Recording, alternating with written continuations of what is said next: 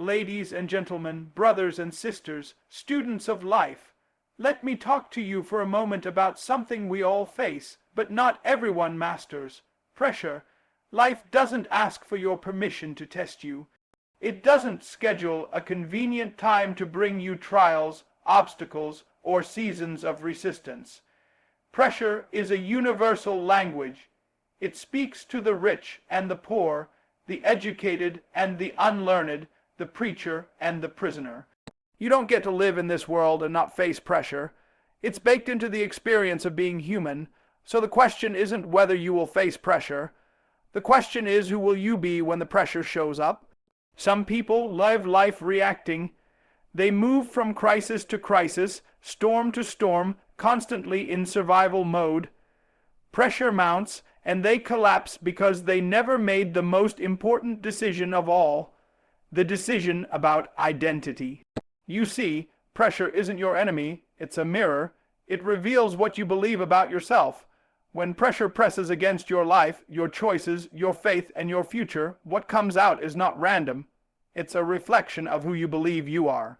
You can't control the pressure, but you can control the posture.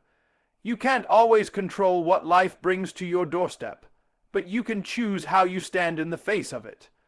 Are you standing as a victim, or are you standing as a vessel of victory?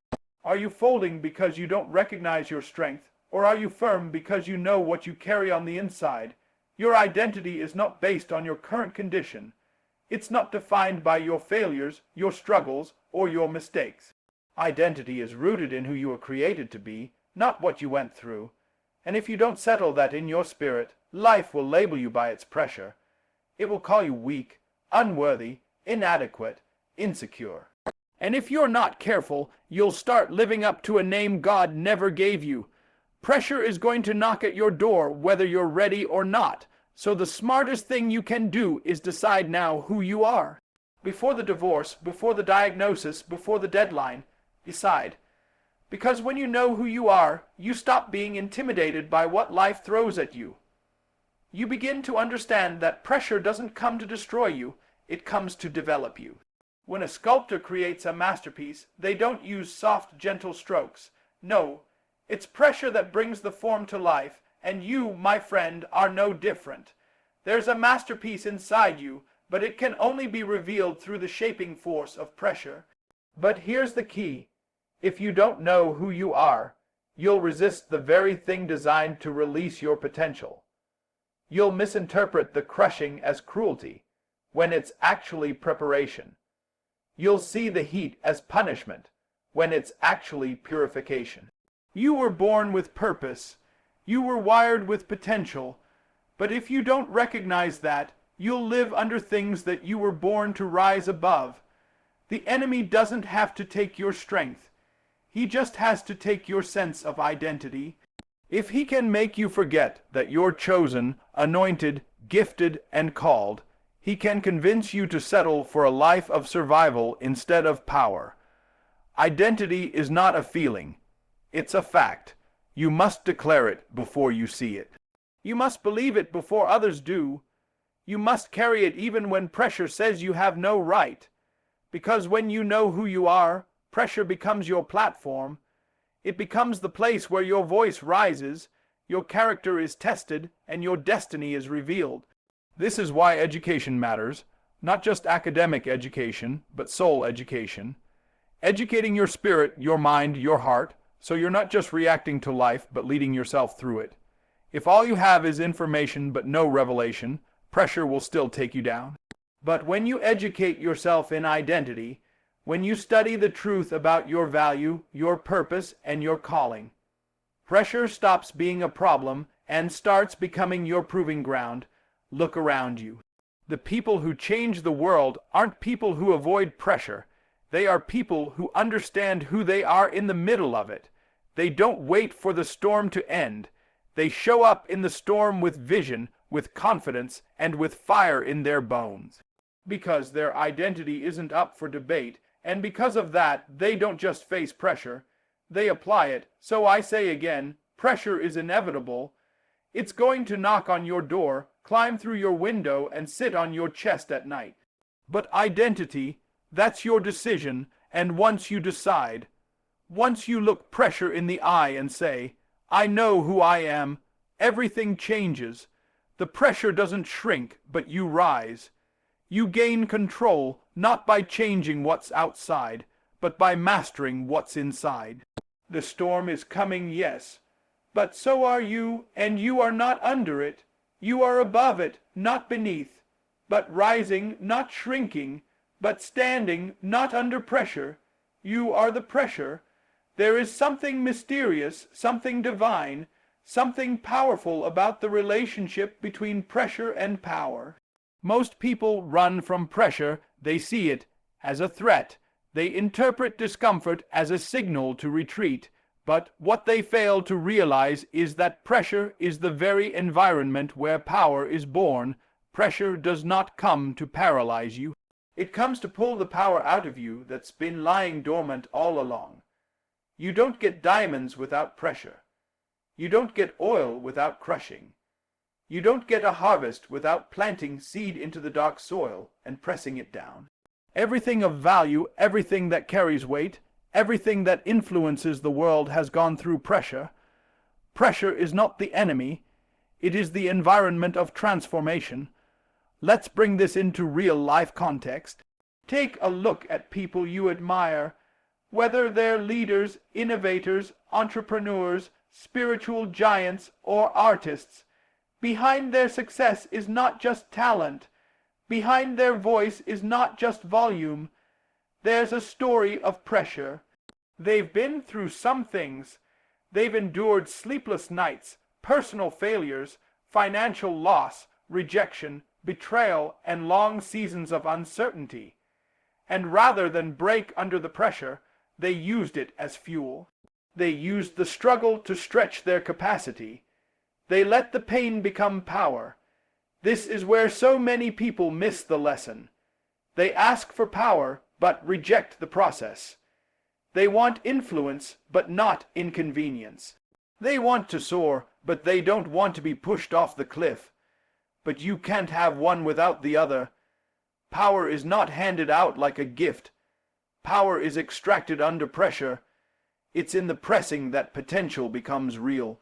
The olive only gives oil when it's crushed. You can look at it all day, admire its shape, its color, its symbolism, but until pressure is applied, the oil remains locked on the inside. Some of you are full of oil, gifts, wisdom, ideas, leadership, solutions, but none of it has been activated because you've been avoiding pressure. You've been playing it safe. You've been running from the very thing that was designed to reveal what's inside you. Pressure reveals what's authentic and what's artificial. When pressure comes, pretense has to die. Your real character steps into the light. You learn what you actually believe, not what you say you believe, but what your actions testify to. It's easy to say, I'm strong, when life is smooth. It's another thing to say, I'm strong, when the weight of life is on your back and you're still moving forward with integrity. Pressure teaches discipline. It teaches resilience. It forces you to find answers you never knew you had. Some of your greatest ideas won't come in comfort. They'll come when you're under a deadline, when your back is against the wall, when nobody's coming to save you and you realize God already put everything you need inside you. You think you need more time, more money, more help. But maybe what you really need is pressure, the kind that activates innovation, the kind that births leadership, the kind that drives you to your knees so your spirit can rise stronger than ever, the kind that makes you stop waiting to be picked and finally stand up and pick yourself. Let's be clear, pressure isn't always fair. It doesn't always come in ways you expect. Sometimes it's a loss. Sometimes it's rejection. Sometimes it's being misunderstood or overlooked. But what if I told you that every ounce of pressure you've felt in your life was not wasted? What if I told you that the tension, the trial, the frustration, it was all God's gym for your soul? He was building you in silence so you could speak with authority. He was breaking you down so you could carry a heavier weight of glory. You've got to stop asking why me. and start asking what now. Because once you understand that pressure is not punishment, it becomes your preparation. The moment you stop fighting the pressure and start flowing with it, you begin to evolve. You become stronger, clearer, wiser, and that's when you realize you're not just surviving anymore, you're operating in power. This is why you can't envy someone else's success. You don't know their pressure. You don't know the nights they cried. You don't know the weight they carried. You don't know the sacrifices they made. But you better believe somewhere in their journey pressure turned into power, and that same transformation is available to you. But you've got to lean into the process. You've got to stop praying the pressure away and start asking God, what are you producing in me through this? Because if you stay faithful, if you stay grounded, pressure won't destroy you. It will define you. So don't curse the weight. Don't despise the struggle. That weight you feel, that's your power being born. That heat you're under, that's your strength being forged. The pressure that's surrounding you, that's your capacity being stretched to match the size of your calling. You don't get power without pressure. You don't get strength without struggle. But when you embrace it, when you let it do its work, you'll look back and realize that pressure didn't break me. It built me. And that, my friend, is how pressure produces power. One of the most costly mistakes people make in life is living in a constant state of reaction. They wait for something to go wrong before they pray. They wait for the job to be lost before they update the resume. They wait for the storm to hit before they build the shelter. But I came to tell you that's not how power is built. That's not how leadership is born. That's not how destiny is fulfilled. There comes a time when you must stop being reactive and start being proactive. Living reactively is like always being on defense. Dodging, blocking, surviving. You're always catching up. You're always putting out fires. You're always saying, as soon as I get through this. But that kind of life will wear you down.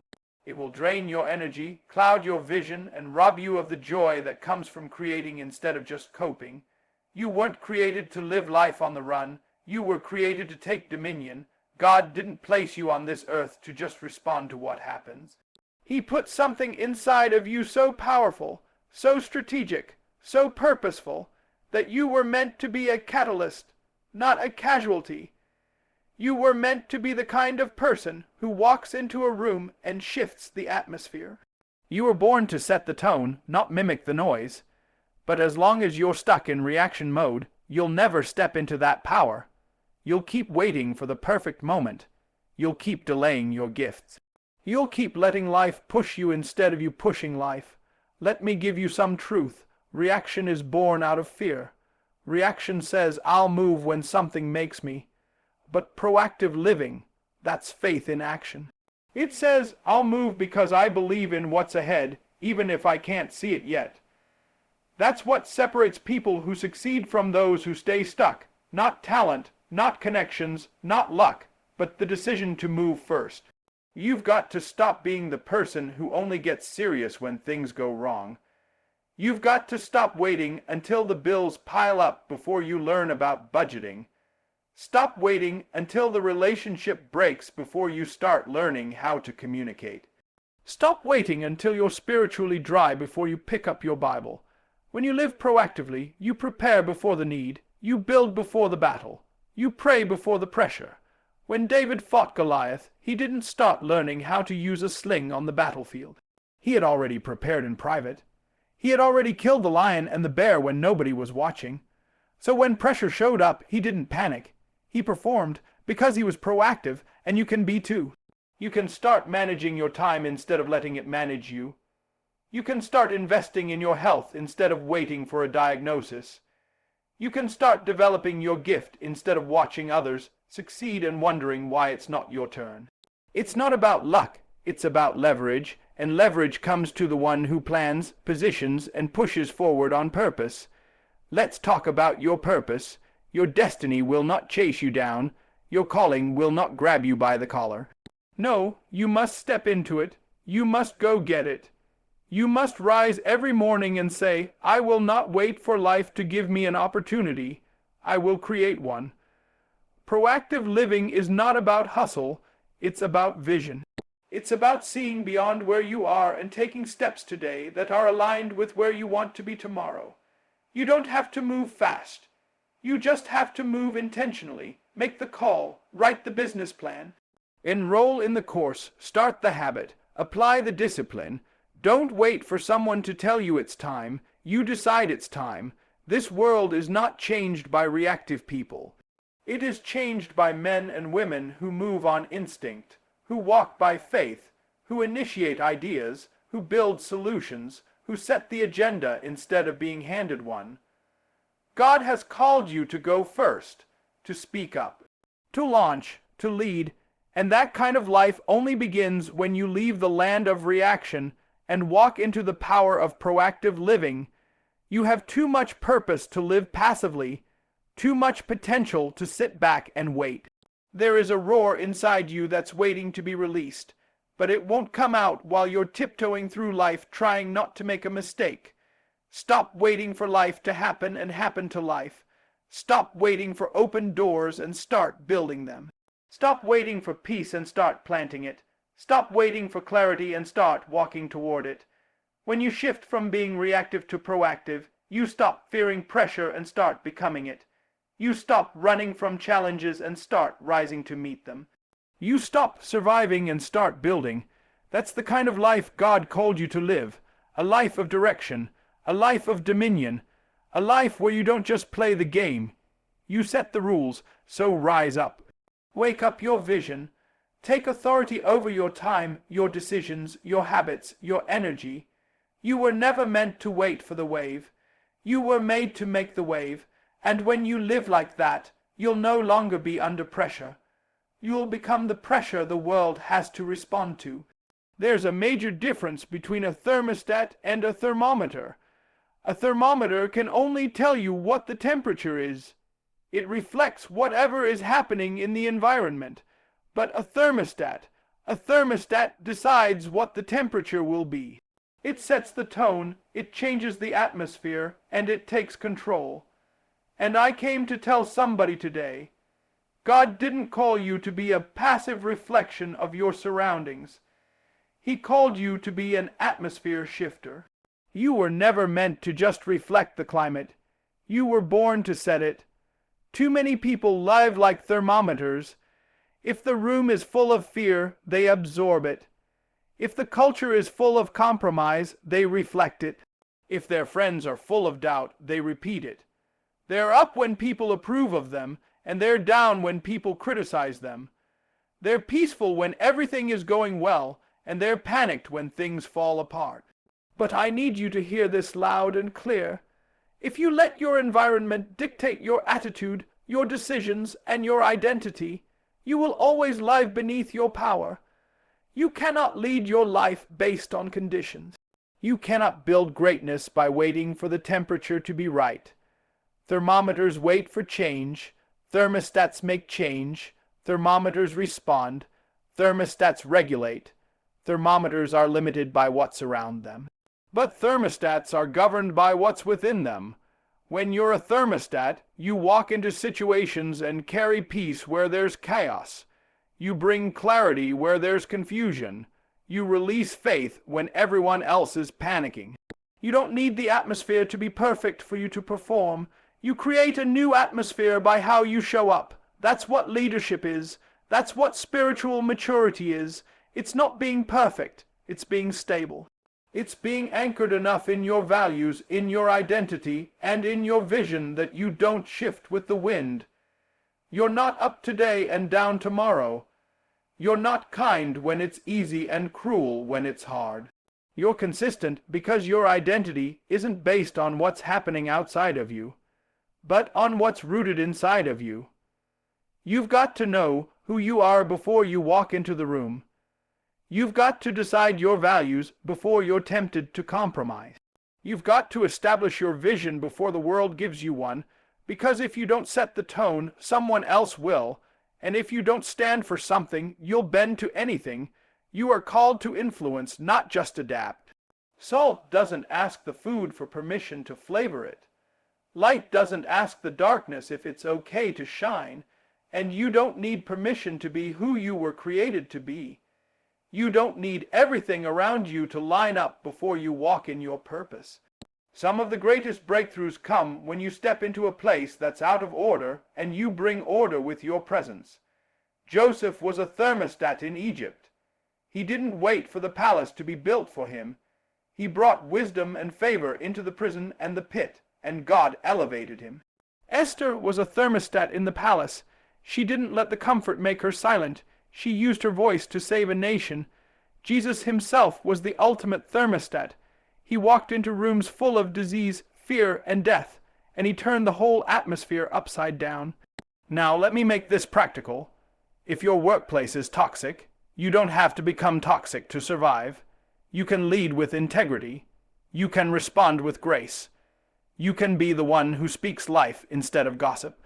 In your family, you can be the thermostat that ends the cycle of dysfunction, the one who brings healing instead of hurt. Among your friends, you can raise the standard instead of lowering it to fit in. Being a thermostat means setting the emotional and spiritual tone even when it's inconvenient. It means showing up to the storm and saying, "Peace, be still," even when the boat is rocking. It means praying before the problem becomes a crisis. It means choosing character over comfort. It means not letting culture decide how you carry your calling. And yes, it's harder. It takes energy. It takes discipline. It takes spiritual awareness. But hear me, it's worth it. Because you weren't designed to blend in. You were created to stand out. Not for attention, but for impact. Not to dominate people, but to influence environments. That's kingdom living. That's proactive leadership. That's power under pressure, so I challenge you today, set the temperature. Don't wait for someone to inspire you, be the inspiration. Don't wait for someone to invite you to the table. Build your own and serve others. Don't wait for a perfect climate to do great things. Create the climate through your mindset, your habits, your faith, and your voice. God placed His Spirit in you not to reflect the world, but to transform it.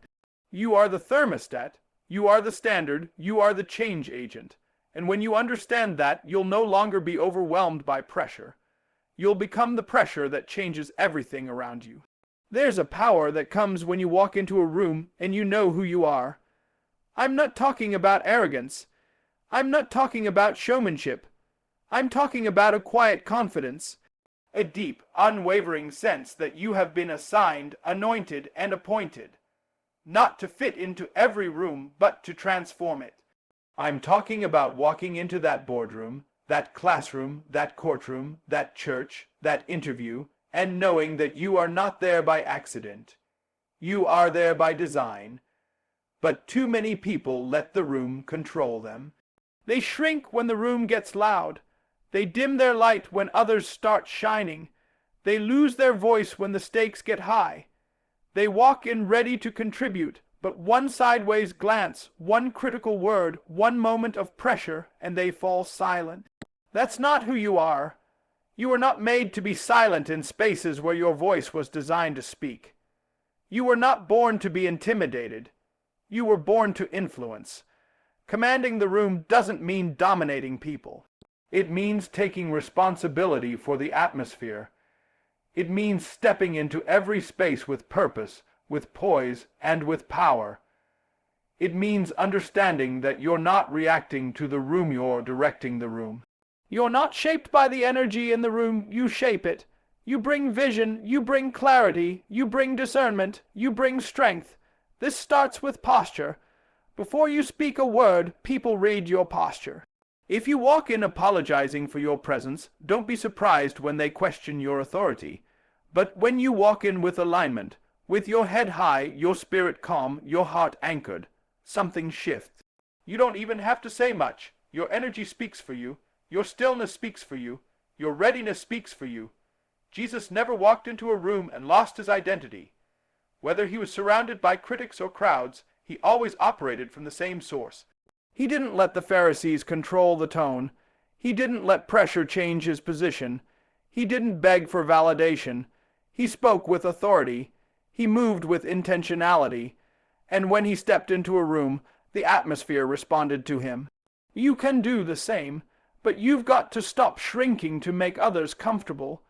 You've got to stop looking around for permission to be powerful. You've got to stop handing your authority to insecurity, to comparison, to fear, to self-doubt. You've already got what it takes. The key is to learn how to own it. How do you do that? By preparing before you arrive, by praying before you show up, by studying the room but not being swayed by it. You don't wait until the spotlight hits you to decide your worth. You decide it in the dark, in the quiet, in the preparation. You build your value internally so that when you step into any environment, you're not negotiating your identity based on who's in the room. Commanding the room also means listening more than you speak.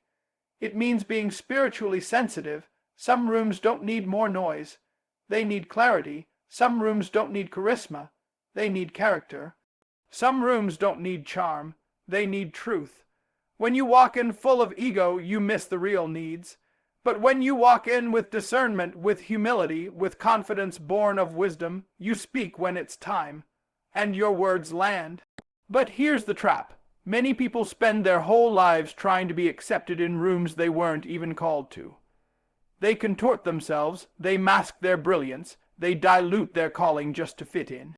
And then they wonder why they feel so empty, why they feel so out of alignment, because when you give up your power to please people, you lose the very essence of who you are.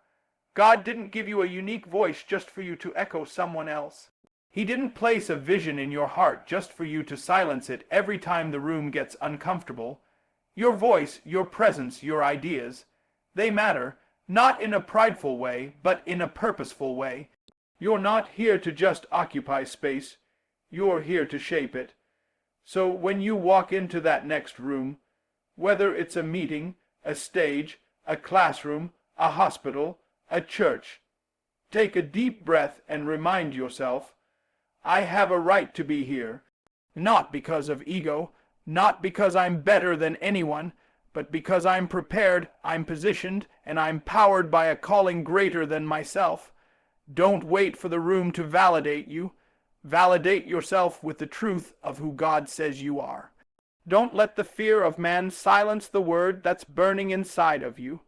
Speak with grace, move with humility, lead with love, but don't hide, don't shrink. Don't let the room control your confidence. Stand tall, think sharp, listen deeply, respond wisely, because when you command the room with character and clarity, you don't just impress people, you influence them, you shift the culture, you elevate the standard, you awaken possibility. And the greatest rooms you'll ever command aren't necessarily the biggest. They're the ones where you stood in your truth, stayed aligned with your values, and walked out with your integrity intact. That's real power, that's lasting leadership, that's commanding the room, without ever losing control of yourself. So now, hear me loud and clear. You were never meant to live under pressure. You were created to be the pressure. You were not built to break. You were born to shift atmospheres, command the moment, and walk in dominion. You are not a victim of your circumstances. You are a vessel of divine strategy, a carrier of purpose, a thermostat in a world full of thermometers. Stop waiting for life to let up. Stop hoping for the pressure to go away. Learn how to rise in it. Learn how to walk through it. Learn how to let the pressure reveal your power, not reduce your potential. When the enemy turns up the heat, let it activate your calling. When life gets loud, let your spirit get louder. When you're surrounded by doubt, declare your faith with fire. When others react to the room, set the temperature. When the atmosphere is dark, shine anyway, because power is not found in avoiding pressure, it's found in learning how to harness it. Don't let the pressure drive you to panic. Let it drive you to purpose. Don't let the pressure silence your voice. Let it unlock your roar. Don't let the pressure make you run. Let it make you rule. You are not reactive. You are proactive. You are not waiting. You are walking. You are not reflecting the world. You are redefining it. You are not controlled by the room, you are commanding it. Every step you take, every decision you make, every time you choose purpose over panic, you are becoming the pressure that causes others to rise. So walk into your next battle knowing this. You are not under it. You are over it. You are not crumbling. You are climbing, and the very thing that was sent to bury you will become the platform that builds you. This is your time. This is your season, not to bend but to break limits, not to hide but to shine, not to wait but to lead. You are the pressure. Now go change the atmosphere.